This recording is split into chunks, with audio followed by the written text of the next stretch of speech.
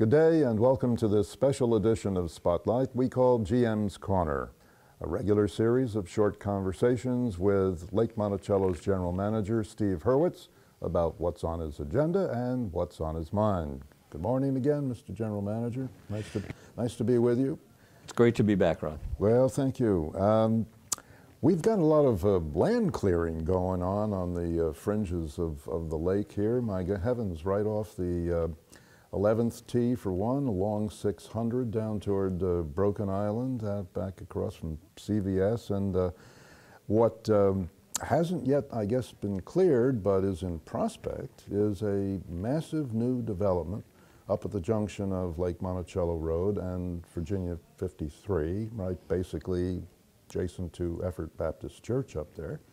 A proposed mixed-use, huge residential, commercial development that's proposed. What all we know about this? Well, it is a big project with upwards of 400 residences of various types and an awful lot of commercial space. So that's an exciting proposition. There are a number of elements that go with it that have some people concerned or at least interested. So at this point, we've sent a representative to all the public meetings and hearings. In fact, the contractor or the developer himself hosted one just last week, and there were about 15 lake residents there, as well as some staff members and board members attended. And we learned more about the project. People were able to voice concerns, and it's important that all residents who might be interested in it, and that should be just about everybody for one reason or another, can take advantage of going on the county's website, seeing what's being proposed, and also learn about the next public session, which is the Planning Commission on March 12th. And again, people should go on the website to see exactly what time that'll be and so forth. But there is an opportunity to look at the plan and for people to make up their own mind in addition to anything LMOA might do. There are a number of interesting aspects that might raise some concerns. It's going to be a large number of people living there right at an important intersection, so traffic safety, certainly a consideration. The number of vehicles that would then be introduced onto the roads, 53 in either direction, and then perhaps also on Lake Monticello Road. Yeah. Some people in the audience voiced their concern that why build that quantity of retail space? Would it really fill up with stores and so forth? That's not for us to judge, but it certainly is a factor in some people's minds. So there is an opportunity for people to learn more about it and to actively participate, and in fact to attend the Planning Commission meeting and either learn more or speak up about whatever their concerns might be. So we really encourage that. Well, it's got a quaint name, Colonial Circle, but maybe for the traffic roundabout that has been planned for that junction by VDOT for a lot of years and will be apparently constructed. And this, but the quaint name or not, this is very large. And it does stretch, it's on that northeast corner, does stretch toward the campgrounds, correct? It does. In fact, it borders on the campgrounds, and we've already formally communicated to the county, who receives our inputs gracefully. We've already said, you know, with the development abutting the campgrounds, we think there are a couple of factors that directly affect LMOA at large. One is a fence along that line to protect any future development and use of the campground from just being open ground with both commercial and living space immediately adjacent. Another factor is stormwater. The Lake Monticello watershed, which all empties into Lake Monticello as it happens. That sits immediately astride the boundary of the watershed itself, but nevertheless, it's 50 feet from the boundary line of the watershed. So what happens when that current, wooded area turns into hard surface? Essentially a lot of with runoff. Drainage. We're very interested in knowing that the treatment of the stormwater is appropriate and that we don't end up with silt and other materials washing into the lake. So we're very interested in that aspect also. Well, very interesting. That will certainly bear some watching as it goes on and as their plans actually materialize. Yes, if they indeed. do.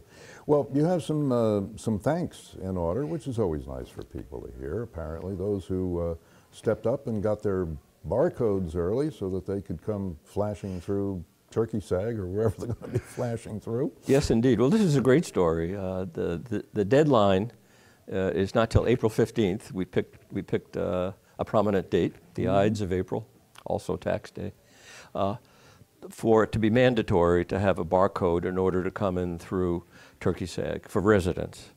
And that was carefully thought out. We've heard from a lot of members about it, and we understand that it's a change. But the reason that's needed is that we have an awful lot of traffic that comes in and requires assistance. Yeah. And if it's residents, they really could be in the unassisted lane with a barcode, which is very inexpensive. Yeah. So we're grateful that a large number of people, well in advance of that deadline, have come in. You know, we would like there not to be a line out the door at the operations building, where we have centralized all barcode sales except the marina on the weekends. So that is available. That's a change that we put into effect about 6 weeks ago, and it's working very well. We have 5, 6, 7 on some weekends. Oh, good. People go to the marina and get it, and that's terrific. And we also encourage people to keep coming in as early as they can, to not wait until the last time. And we also look forward to the added convenience for those who get the barcodes and shorten lines in the assisted line.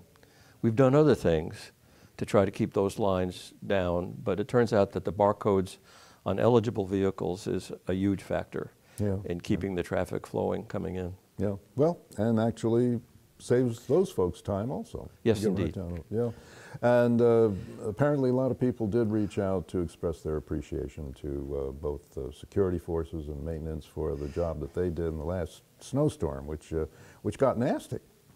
It did. It was a quick storm. It wasn't an awful lot of snow, but the nature of the snow, it was tough. And so the maintenance team did their usual great job. That's not a surprise, but on the spur of the moment, I asked our communications director to relay a challenge to the community to send their thanks to not only maintenance but also safety. The police were actively involved. We had upwards of a dozen trees fallen in one night. Yeah. That's a lot of work to get them off the road, and really an essential task, as well as the front gate people who coordinate an awful lot of that from a security standpoint. Maintenance, of course, does an excellent job coordinating their effort too. So my little, hey, let's see what people think of this. We ended up with 140 emails of thanks. Oh, that's nice. That were focused on maintenance, because that's what people think of. Remarkably, one person also said he would throw $100 into the pot for a celebration for maintenance. Well, how about that? And I think that's excellent. I mean, really quite a gesture. And another person on the very next day, when maintenance crew was in here on their lunch break having lunch, he picked up the tab for their lunch. Oh, for heaven's sake. So we really are a special place in a lot of ways. And I'll just mention this. There was an anonymous member, an owner, who about 6 months ago donated close to $500 for gifts to employees that I thought merited special recognition. Now, that owner does not want to be identified, but this is the first time I'm talking about that publicly, because it fits with this other story. So this is not just your ordinary lake community. We're very special. That's wonderful. That's great. That's a delight. And to people who came up and participated in the strategic plan process that the Board of Directors has initiated to form basically a plan for what do folks want the community to be and look like in the years ahead. How did that go? It's going very well. Director Mike Harrison is running that on behalf of the board, and we've had 4 town hall meetings, and then Mike is going to have working sessions with the board based on the results. Okay. And the results are really kind of interesting. I'd say heartening. People really feel, they feel invested in the community. They wouldn't go to the meeting without that. In fact, one person who often takes the opportunity to tell us directly about things we could do better, after attending one of the sessions, sent out to her usual correspondents, hey, this is great, they're actually listening. Yes. And so we'd like to think the actually is a little bit of atmospherics, but in any case, it's being provided by the board. Mike is running those sessions and does a great job recording the inputs. Mm-hmm. So, overall, it's a great thing for the residents to have an opportunity to speak directly to the board through the one board member who's organizing the events. And a lot of the ideas are terrific. We look forward to working on them. And coincidentally, for some of the highlights, we are working on them. So that's great. Mm-hmm. People feel they need something. We're starting to work on things and have emphasized youth activities. We have some exciting developments. I've mentioned that before on this show. We're working on youth activities. They're coming closer to fruition, and we look forward to not only announcing those, but having those go into play. Mm-hmm. We've had other comments about recycling, about being a welcoming community, which we really try to do, but we can always look at what we're doing and do better. One thing mentioned fairly prominently was pedestrian opportunities to walk. We have an initiative underway to make sure we're safe. Yeah. As is, we opened our first designated trail just at the end of the year. We look forward to doing more marked trails, marked and measured trails in the spring. But whatever the community feels at once, this is a great opportunity to express that.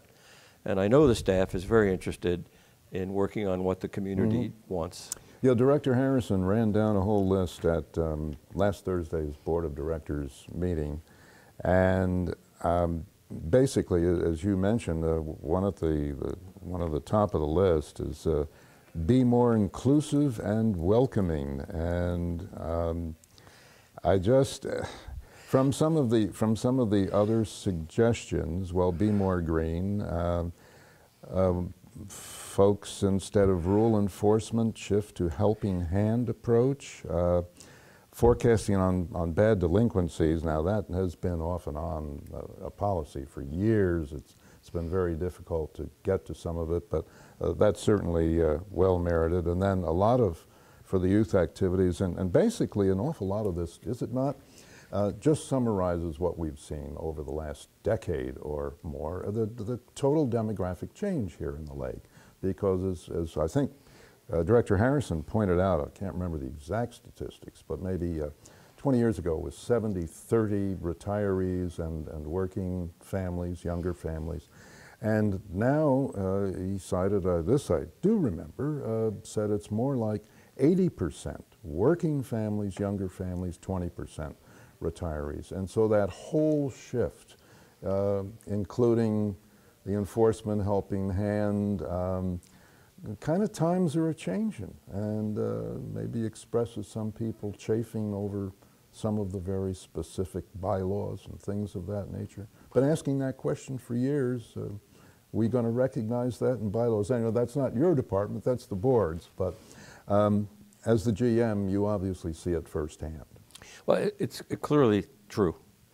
Different demographic, different requirements, different expectations. So when it comes to, more of a helping hand approach versus enforcement, there are some legal requirements that we have to follow to notify people. We can't really knock on a door and tell someone that their house should be stained. That's, that wouldn't work. But nevertheless, the idea of we're not looking for enforcement, we're looking for compliance. So we are constantly looking at that, but this is an inducement to look even more.